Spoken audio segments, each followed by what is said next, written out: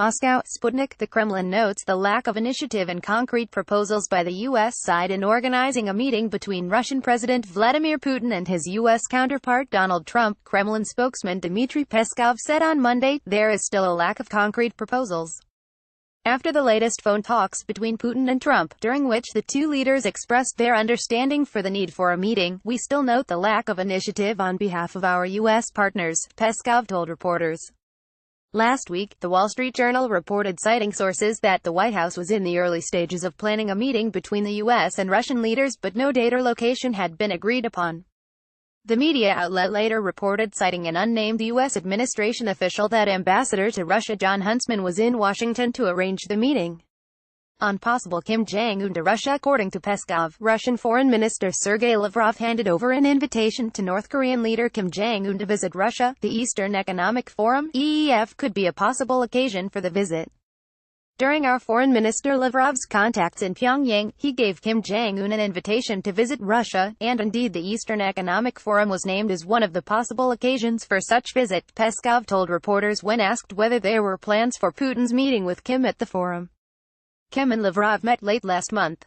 Diplomatic sources told Sputnik earlier in the day that Russian President Putin could meet with Kim on the sidelines of EEF, which will take place in Vladivostok in September.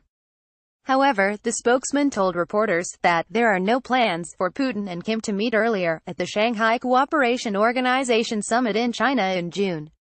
On NATO activity near Russia's borders, Moscow watches closely all the maneuvers held within the NATO framework, especially the ones that at some point are held near our borders, Peskov told reporters, answering a question if Moscow was concerned over the Sabre Strike 2018 multinational exercise held by NATO.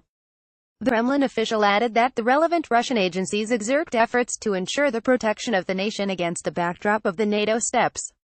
NATO has significantly increased its presence in Eastern Europe after the eruption of the Ukrainian crisis in 2014, using the alleged Russian interference in Ukrainian internal affairs as a pretext.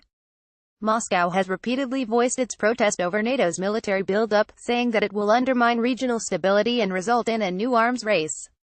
According to the U.S. Department of Defense, the Sabre Strike 2018 that started on Sunday will continue until June 15 in Estonia, Latvia, Lithuania and Poland. About 18,000 people representing 19 states are participating in the drills. On importance of G8 to G20, Kremlin spokesman also stressed that G20, where Russia is involved, is becoming increasingly important, while the G8 format is growing old. The importance of this format, G8, from the point of view of the Russian side, is decreasing.